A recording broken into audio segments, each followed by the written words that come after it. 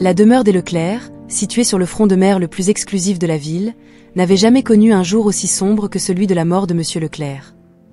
Les lourds rideaux étaient tirés, et le silence régnait, seulement interrompu par les murmures discrets des employés.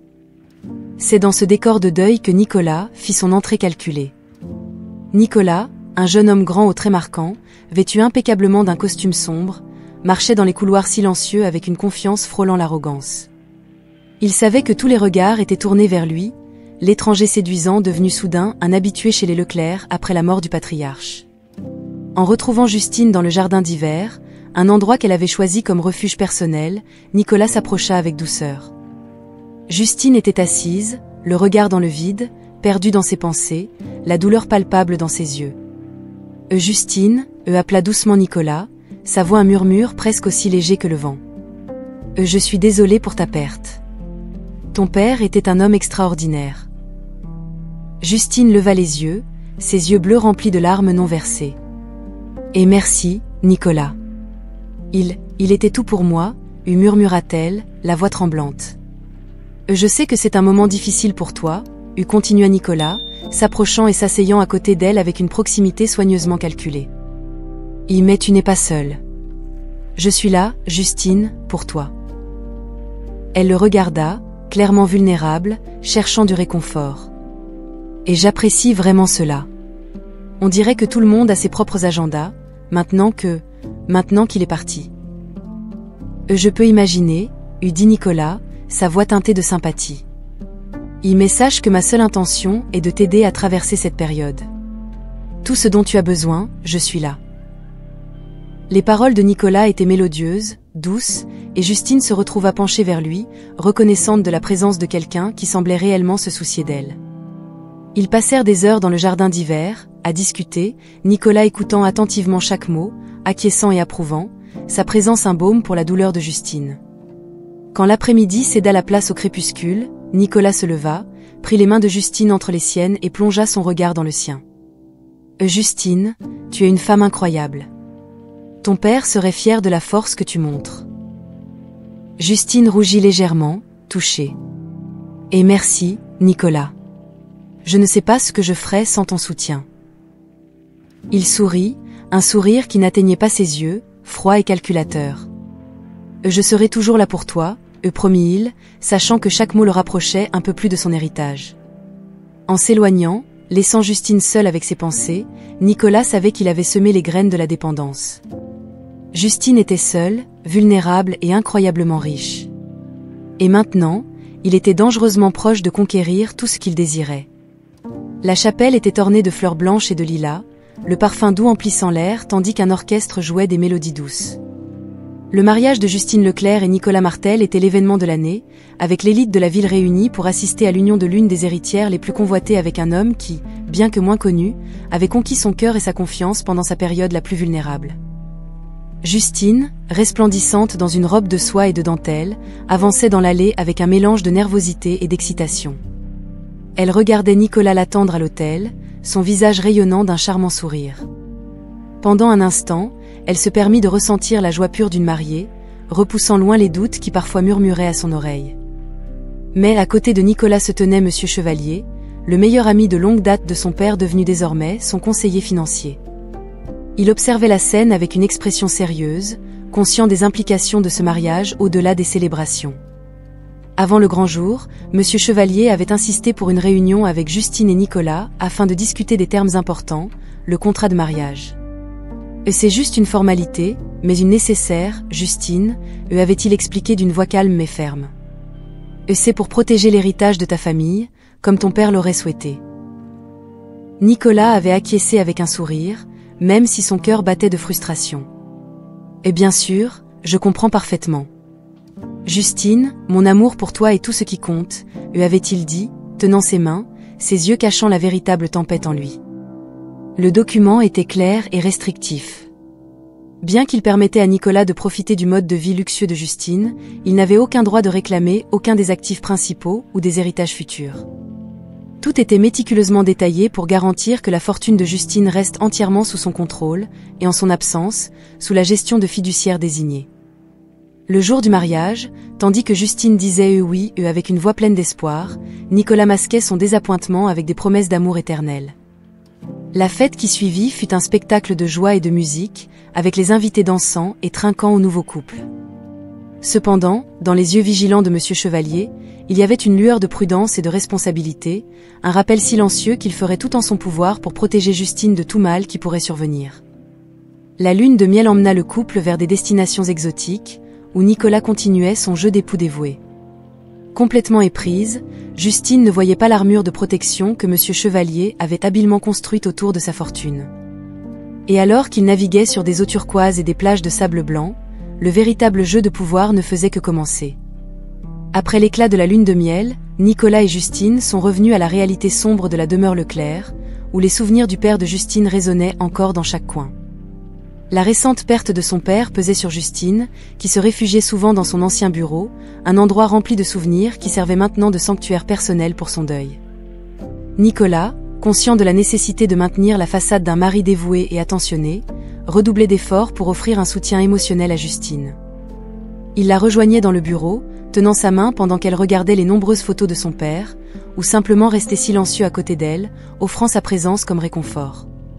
« Et tu n'as pas à passer par ça toute seule, ma chérie », murmurait doucement Nicolas, passant ses bras autour d'elle tandis que Justine se laissait envelopper par la chaleur de son étreinte.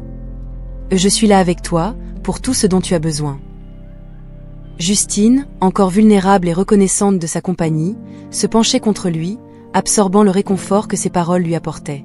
« Et merci, Nicolas. Je ne sais pas ce que je ferais sans toi ici, » répondait-elle, sa voix tremblante reflétant sa fragilité. Nos jours suivants, Nicolas prenait l'initiative d'organiser de petits gestes qu'il savait toucheraient le cœur de Justine. Il faisait livrer les fleurs préférées de son père pour décorer le bureau, et de temps en temps, il organisait des dîners aux chandelles à la maison, essayant d'apporter un peu de lumière aux jours sombres de Justine. Pour les observateurs extérieurs et même pour Justine, Nicolas semblait être le portrait de la compassion et de l'amour. Lors des réunions avec l'avocat de la famille et Monsieur Chevalier pour discuter des affaires en suspens de la succession de son père, Nicolas restait en retrait, toujours le mari solidaire qui ne s'immisçait pas dans les affaires de Justine, renforçant l'image que son intérêt était uniquement pour son bien-être. « Je suis juste ici pour soutenir Justine », disait-il, avec un signe humble lorsque Monsieur Chevalier lui lançait un regard interrogateur. « Les décisions lui appartiennent toutes. » Cependant, loin des regards attentifs de Justine et de Monsieur Chevalier, Nicolas cultivait ses propres ambitions. Il passait des heures au téléphone, chuchotant dans son bureau, ou examinant des documents que Justine ne voyait jamais. Le masque du mari parfait était habilement maintenu, mais derrière lui, Nicolas planifiait soigneusement chaque mouvement, anticipant le jour où il pourrait revendiquer plus que de simples gestes de soutien émotionnel. Alors que Justine continuait à penser son cœur brisé par la perte, Nicolas semait des graines de dépendance et de loyauté qui, il espérait, lui permettraient finalement de récolter des récompenses bien au-delà du réconfort émotionnel qu'il simulait si habilement. La demeure Leclerc, avec ses échos de perte et d'amour, devenait le théâtre parfait pour le jeu prudent de Nicolas, un jeu qu'il était déterminé à remporter. Au fur et à mesure que les saisons changeaient, la brume du deuil commençait lentement à se dissiper pour Justine, mais avec cette clarté venait une perception inquiétante. Nicolas, dont la présence avait été un réconfort constant au cours des mois précédents, semblait maintenant souvent distant, ses longues absences du foyer et ses réponses évasives commençaient à tisser une toile de doute dans son esprit. C'était un après-midi frais d'automne lorsque Justine, se promenant dans les couloirs de la demeure après un déjeuner solitaire, entendit chuchoter des voix provenant de la bibliothèque, un endroit rarement utilisé pendant la journée. S'approchant silencieusement, elle reconnut la voix de Nicolas, mais l'autre était inconnue, féminine, et des rires légers emplissaient l'air. Justine s'arrêta, le cœur battant d'un mélange de confusion et d'alarme. Sa main tremblait légèrement lorsqu'elle ouvrit la porte juste assez pour jeter un coup d'œil. Là était Nicolas, assis de manière détendue sur l'un des canapés, avec une femme blonde qu'elle reconnaissait vaguement d'un des événements sociaux de la ville. Leur proximité était intime, trop confortable. Se retirant avant d'être vue, Justine s'appuya contre le mur du couloir, respirant profondément pour calmer la tempête d'émotions qui menaçait de l'engloutir. Les paroles de réconfort et d'amour que Nicolas lui avait offertes résonnaient dans son esprit, maintenant teintées de trahison. Dans les jours suivants, Justine commença à observer de plus près, et les petits changements dans le comportement de Nicolas devinrent plus évidents. Il passait plus de temps au téléphone, chuchotant des conversations qui cessaient brusquement chaque fois qu'elle entrait dans la pièce. Ses voyages d'affaires devenaient plus fréquents et prolongés, et ses explications sur où il avait été et ce qu'il avait fait étaient vagues et parfois contradictoires. Les rumeurs n'ont pas tardé à parvenir aux oreilles de Justine. Des commentaires chuchotés entre les invités lors d'une soirée de gala, des regards de compassion dirigés vers elle lorsqu'ils pensaient qu'elle ne regardait pas. Les pièces ont commencé à s'imbriquer, chaque murmure et chaque regard jetant une lumière plus claire sur la réalité qu'elle avait refusé de voir. Déterminée à trouver des réponses, Justine a confronté Nicolas une nuit après son retour d'un autre voyage non annoncé. Ils étaient dans le bureau, l'endroit où ils avaient si souvent partagé des confidences et du soutien. « Nicolas, nous devons parler », commença Justine, sa voix ferme malgré le tremblement intérieur. « J'ai l'impression qu'il y a quelque chose que tu ne me dis pas. Quelque chose se passe-t-il » Nicolas, surpris par cette approche directe, prit un moment avant de répondre. « Justine, mon amour, tu te fais des idées. Le travail a été plus exigeant ces derniers temps, dit-il, son expression soigneusement neutre. Et les voyages ? Et la femme dans la bibliothèque ? Insista Justine en parlant. Il y eut une pause, un silence lourd qui emplissait l'espace entre eux. Justine, tu deviens paranoïaque, finit par dire Nicolas, sa voix douce, mais il y avait une froideur en elle que Justine n'avait jamais entendue auparavant. Le cœur de Justine s'est enfoncé avec les paroles de Nicolas, mais sa détermination ne fit que se renforcer. Elle savait que quelque chose n'allait pas et, malgré les tentatives de Nicolas de la calmer, les graines du doute avaient été fermement plantées. Elle s'éloigna de lui ce soir-là, l'espace entre eux chargé de suspicions non confirmées, mais profondément ressenties. La confiance qui avait autrefois défini leur mariage était maintenant sous le feu des comportements de plus en plus énigmatiques de Nicolas. La routine quotidienne de la maison Leclerc fut brusquement interrompue lorsque Justine, après des semaines de malaise et de symptômes persistants qu'elle avait tenté d'ignorer, consulta enfin un médecin. Le résultat de sa consultation, cependant, fut quelque chose que ni elle ni Nicolas n'auraient pu prévoir.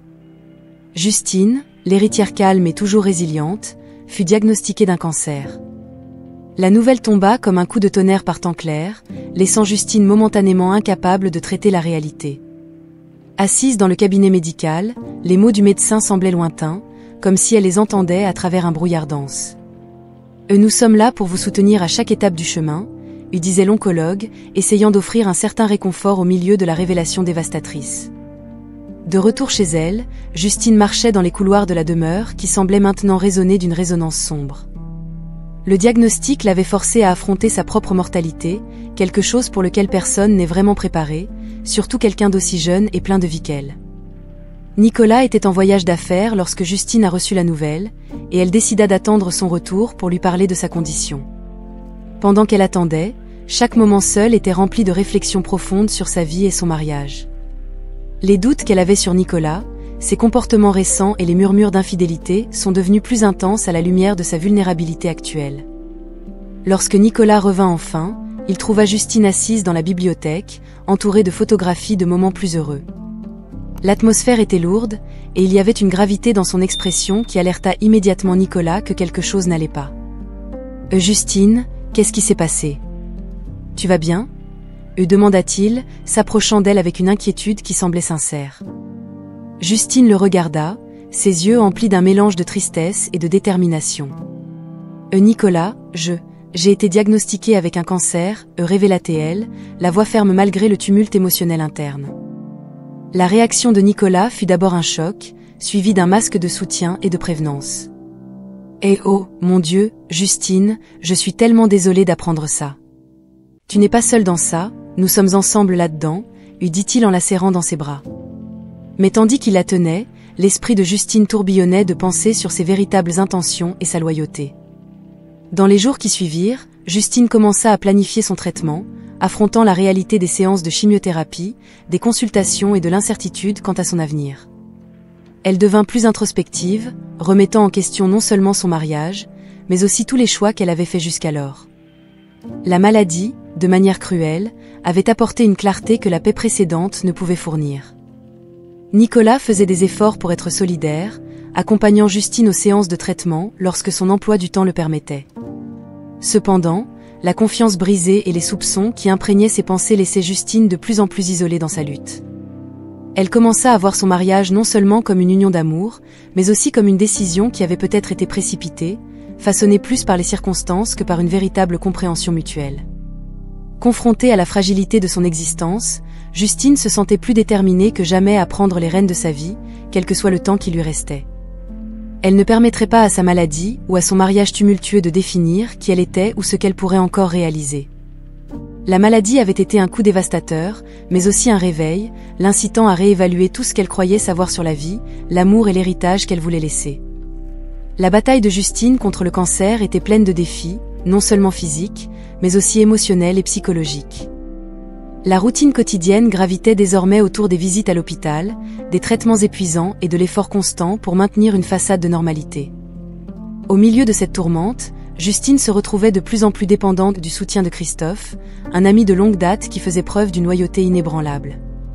Christophe rendait visite régulièrement à Justine, apportant non seulement du réconfort, mais aussi une oreille attentive et une épaule amie.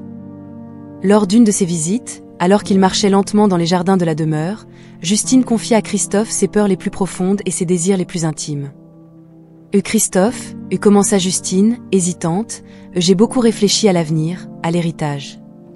J'ai toujours imaginé avoir plus de temps, mais maintenant, tout cela semble si incertain. » Sa voix était basse, presque perdue entre les doux bruits de la nature autour d'eux.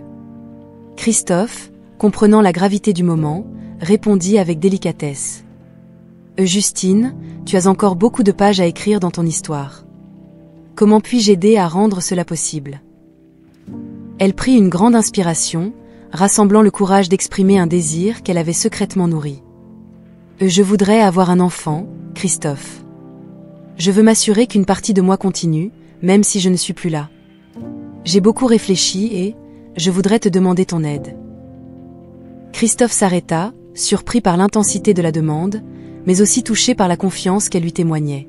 « Estus txur de toi, Justine ?»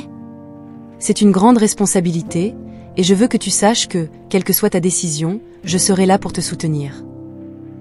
Justine acquiesça, une détermination mêlée de vulnérabilité dans ses yeux. Je n'ai jamais été aussi sûre de quelque chose. Et je ne peux pas imaginer quelqu'un de plus fiable que toi pour m'aider avec ça.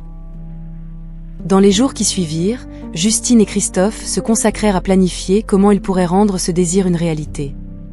Ils consultèrent des médecins spécialistes de la fertilité, explorèrent des options telles que la fécondation in vitro et discutèrent des aspects légaux et éthiques d'avoir un enfant dans ces circonstances. Christophe s'engagea à soutenir Justine à chaque étape, veillant à ce que toutes les décisions soient prises avec soin et considération. Pendant ce temps, Nicolas observait de loin, de plus en plus détaché des plans de Justine. Son implication dans ces traitements était sporadique, et ses absences fréquentes ne faisaient que renforcer la distance entre eux. Justine, bien qu'étant toujours mariée à Nicolas, sentait que sa route et ses luttes étaient partagées plus profondément avec Christophe. Justine trouva en Christophe non seulement un ami, mais un partenaire dans le voyage pour assurer son héritage. Ensemble, ils travaillèrent à établir les bases qui soutiendraient l'avenir de l'enfant de Justine, garantissant que, quel que soit l'avenir qui l'attendait, une partie de son esprit et de ses espoirs vivrait à travers son enfant. Cette décision, née au milieu d'une des épreuves les plus difficiles de sa vie, symbolisait non seulement sa résilience, mais aussi sa profonde foi en la continuité de la vie et en la puissance de l'amitié vraie. Après avoir pris la décision de poursuivre le plan d'avoir un enfant, Justine et Christophe se plongèrent dans les préparatifs avec un sens d'urgence et de discrétion. Justine avait préservé ses ovules il y a des années, une décision prudente qui se révélait maintenant visionnaire. La prochaine étape cruciale serait de trouver une mère porteuse appropriée qui pourrait aider à concrétiser son rêve. La recherche de la mère porteuse idéale fut menée avec un soin méticuleux. Justine et Christophe consultèrent une clinique de fertilité renommée pour son éthique et son succès dans les cas complexes.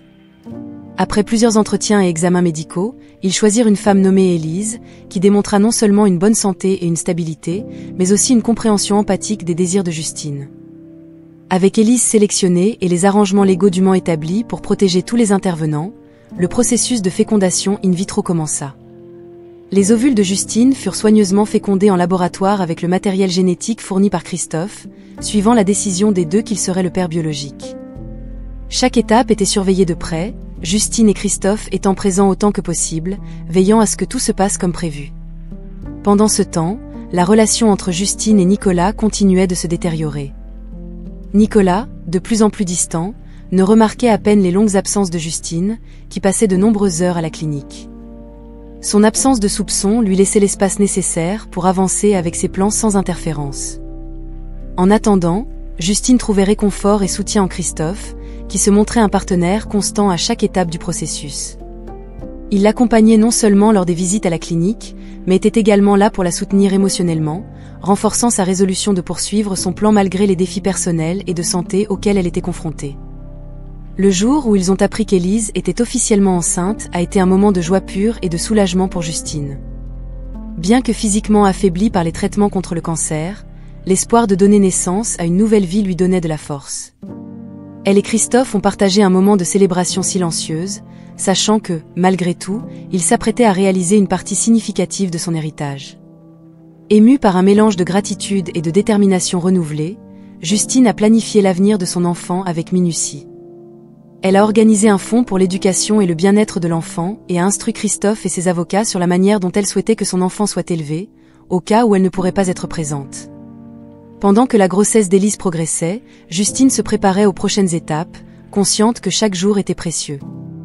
La conception secrète de son enfant n'était pas seulement un acte de préservation de son héritage, mais aussi une affirmation de son autonomie et un témoignage de la profondeur de son amitié avec Christophe.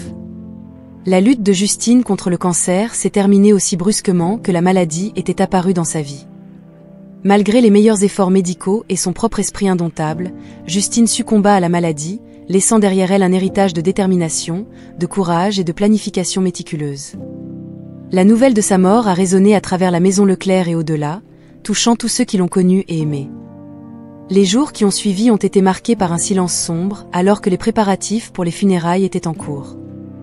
Nicolas, qui avait été distant ces derniers mois, s'est soudain retrouvé au centre de l'attention en tant que veuf en deuil.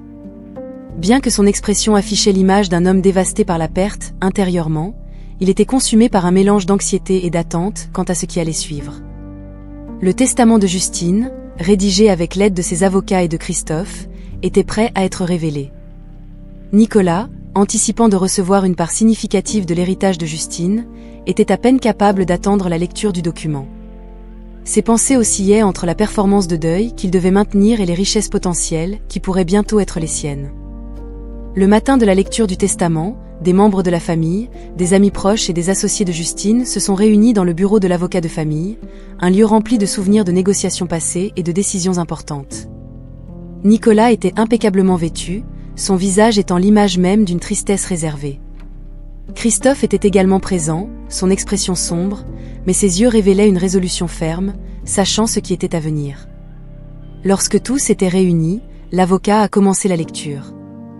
Sa voix résonnait dans l'atmosphère silencieuse, chaque mot étant écouté attentivement.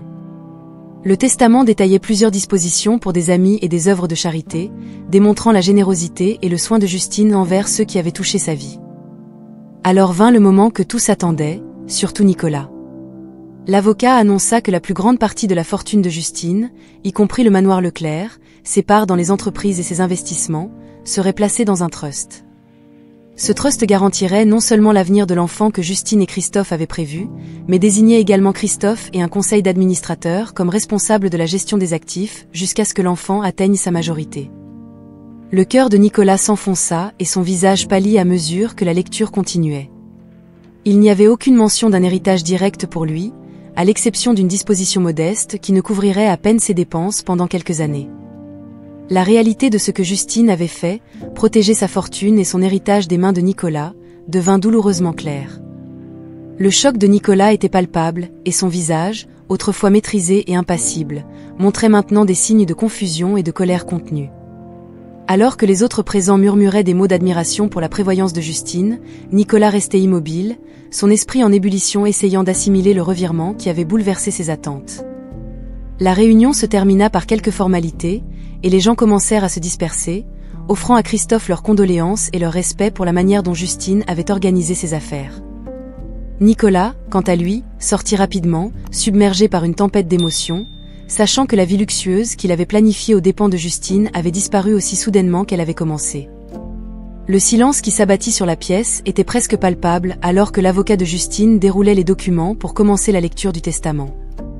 Nicolas, toujours secoué et essayant de composer une expression de deuil appropriée, s'assit raide, son cœur battant d'anticipation et d'une pointe de peur. Alors que l'avocat continuait, décrivant avec des détails méticuleux les dispositions pour les amis et diverses institutions de charité, une tension croissante commença à s'accumuler chez Nicolas. Il attendait à tout moment d'entendre son nom comme bénéficiaire significatif, une compensation, à ses yeux, pour toutes les années de mariage et de soutien. Enfin, l'avocat arriva à la partie centrale du testament, celle qui traitait de l'héritage principal. Et pour le reste de ma fortune, y compris tous les actifs, propriétés et investissements, la voix de l'avocat résonna clairement dans la pièce, je laisse à mon fils, Robert, sous la gestion d'un trust jusqu'à ce qu'il atteigne sa majorité. La pièce était immobile, mais pour Nicolas, les mots étaient comme des coups. Robert pensa-t-il, confus et de plus en plus agité. Qui diable est Robert? L'avocat continua, sans pause. Robert, le fils biologique de Justine Leclerc et Christophe Durand, sera l'unique héritier de ma fortune. Christophe Durand et un conseil de fiduciaires nommé géreront le trust. Le choc de Nicolas se transforma rapidement en indignation. Il n'écoutait à peine plus les derniers mots de l'avocat, son esprit tourbillonnant de désillusion et de colère. Il avait été complètement exclu, non seulement de la fortune, mais aussi de la propre histoire de Justine après sa mort.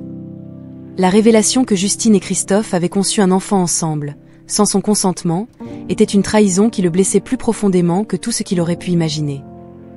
Alors que la réunion touchait à sa fin, avec des murmures d'approbation et d'admiration pour la façon dont Justine avait planifié son héritage, Nicolas se sentait de plus en plus isolé. Les conversations autour de lui semblaient lointaines, et il luttait pour garder son calme. Son projet de mener une vie de richesse et de confort s'était évaporé devant ses yeux, remplacé par un avenir incertain et une humiliation palpable. Christophe, remarquant le malaise de Nicolas, s'approcha de lui avec une expression mêlant compassion et fermeté. « Nicolas, je sais que c'est une surprise pour toi, et je m'excuse pour cela. Justine voulait protéger l'avenir de son fils. Elle a fait ce qu'elle pensait nécessaire, dit-il, sa voix empreinte d'une sincérité pesante. » Nicolas, incapable de formuler une réponse qui ne révélerait pas sa colère et son désespoir, acquiesça simplement et s'éloigna rapidement. Il avait besoin de temps et d'espace pour assimiler toute l'ampleur de la trahison et pour planifier ses prochaines étapes. En quittant la pièce, le poids de l'exclusion du testament de Justine et l'existence de Robert résonnaient dans son esprit, marquant le début d'une nouvelle et incertaine phase de sa vie. Dans les jours qui ont suivi la lecture du testament, Nicolas se retrouva consumé par un tourbillon d'émotions. L'humiliation d'être complètement exclu et la révélation du fils secret de Justine avec Christophe ont déclenché une amère colère en lui. Isolé dans son bureau du manoir qu'il devrait bientôt quitter, il élabora un plan pour riposter, pour blesser ceux qui, selon sa vision déformée, l'avaient trahi. Avec l'esprit empoisonné par le ressentiment, Nicolas est parvenu à une conclusion sinistre. Le meilleur moyen d'atteindre Justine, même après sa mort, serait à travers son fils, Robert. Dans sa logique tordue, Nicolas croyait que l'enlèvement de Robert serait une vengeance appropriée, un coup direct au cœur de Justine, qui aurait certainement aimé et protégé son fils par-dessus tout. Planifier l'enlèvement a demandé à Nicolas une froideur et un calcul qu'il n'avait jamais manifesté auparavant. Il a commencé à observer les horaires et les routines de Christophe et de la nourrice qui s'occupait de Robert. Dissimulant ses véritables intentions, il rendait visite occasionnelle à la maison où Christophe vivait avec Robert, observant attentivement les points d'entrée et de sortie, ainsi que les meilleurs moments pour exécuter son plan néfaste. Un après-midi, tout en simulant une visite cordiale à Christophe, Nicolas en a profité pour explorer discrètement l'agencement de la maison. Il a repéré l'emplacement des caméras de sécurité, la disposition des pièces, et surtout les détails de la chambre de Robert. Tout a été méticuleusement noté dans son esprit, chaque détail contribuant au plan macabre qui commençait à prendre forme. Dans les jours qui ont suivi, Nicolas a acquis des équipements qu'il considérait comme nécessaires pour l'enlèvement, des gants, du ruban adhésif, un revolver et un puissant sédatif. Il a choisi un jour où il savait que Christophe serait absent pour des réunions prolongées, laissant Robert principalement sous la garde de la nourrice. Le jour choisi s'est levé sombre et pluvieux, le temps morose reflétant l'état d'esprit de Nicolas. Vêtu de noir, avec une capuche couvrant sa tête, il s'est approché de la maison de Christophe, le cœur battant avec un mélange d'adrénaline et d'une pointe de peur. Il a attendu patiemment que la nourrice sorte pour une promenade avec Robert, comme c'était le cas dans leur routine quotidienne. Quand la nounou quitta enfin la maison avec Robert dans la poussette, Nicolas les suivit discrètement. Il savait qu'elle passerait par une section isolée du parc, où il y avait rarement d'autres passants, l'endroit parfait pour l'enlèvement. À chaque pas, il se persuadait que cet acte de vengeance était justifié, une façon de revendiquer un certain contrôle sur la situation qu'il sentait avoir été injustement arrachée. À mesure qu'ils approchaient du lieu isolé, Nicolas sentit son cœur battre plus vite, sa main serrant fermement la poche où il gardait le sédatif. Il était sur le point de commettre un acte qui changerait irréversiblement le cours de plusieurs vies, motivé non par la raison, mais par une vengeance aveugle et désespérée. L'air était humide et lourd avec l'odeur de la terre mouillée, les feuilles des arbres dégoulinant de la pluie récente, pendant que Nicolas suivait la nounou et Robert à travers le parc isolé. Ses pas étaient silencieux, chaque mouvement calculé avec une précision chirurgicale, l'adrénaline mélangée à une peur latente le poussant en avant. Il observait tandis que la nounou s'arrêtait sur un banc, momentanément distraite par son téléphone. C'était le moment que Nicolas attendait. S'approchant silencieusement, il sortit le sédatif de sa poche, prêt à neutraliser rapidement la nounou et à s'enfuir avec Robert avant que quelqu'un ne remarque quelque chose d'anormal. Cependant, alors que Nicolas s'approchait, un mouvement à la périphérie de sa vision le fit hésiter. Un vieil homme, vêtu de l'uniforme de garde forestier, observait la scène depuis une distance sûre. Le garde semblait garder le parc de façon décontractée, mais ses yeux étaient fixés sur Nicolas, une suspicion claire dans son regard. Nicolas tenta de rester calme, réévaluant rapidement ses plans. Il savait que toute action précipitée maintenant pourrait entraîner sa capture. Décidant de suivre le plan initial, il fit quelques pas de plus vers la nounou. Cependant, avant qu'il ne puisse administrer le sédatif, le garde forestier s'approcha rapidement. « Et tout va bien ici ?» lui demanda le garde, sa voix ferme et autoritaire. La nounou, surprise par l'interruption soudaine, leva les yeux, confuse. Nicolas, réalisant qu'il était sur le point d'être découvert, tenta d'agir naturellement. « Eh oui, tout va bien, je passais juste par là », bafouilla-t-il, sa voix trahie par une nervosité palpable. Le garde, non convaincu par les paroles de Nicolas, le regarda droit dans les yeux. « Et il ne me semble pas que vous passiez simplement par là. Veuillez rester où vous êtes pendant que j'appelle du renfort, » y dit-il, sortant une radio de sa ceinture. Avant que Nicolas ne puisse réagir, le garde forestier était déjà en train de parler dans la radio, sa description rapide et efficace garantissant qu'il n'y aurait pas de sortie facile pour Nicolas. En quelques minutes, 2 policiers arrivèrent sur les lieux, arrêtant Nicolas pendant que des questions étaient posées.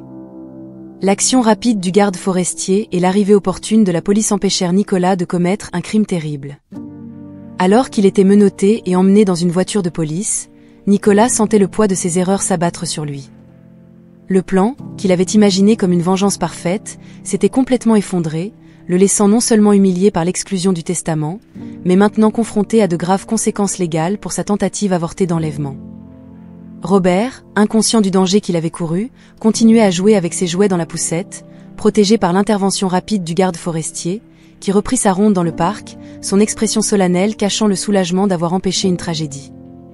Enfermé et enveloppé de solitude, Nicolas se retrouvait confrontant la réalité de ses choix et du chemin destructeur qu'il avait emprunté.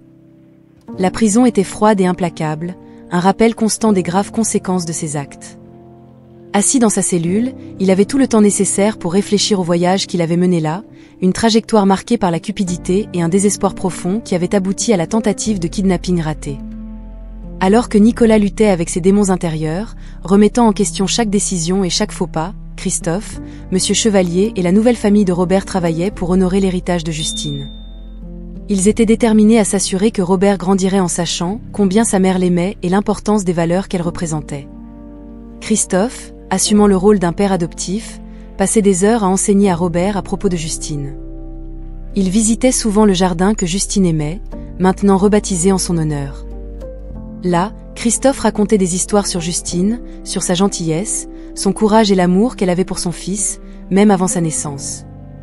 C'étaient des moments de connexion émotionnelle, remplis de rires et parfois de larmes, mais toujours empreints d'amour.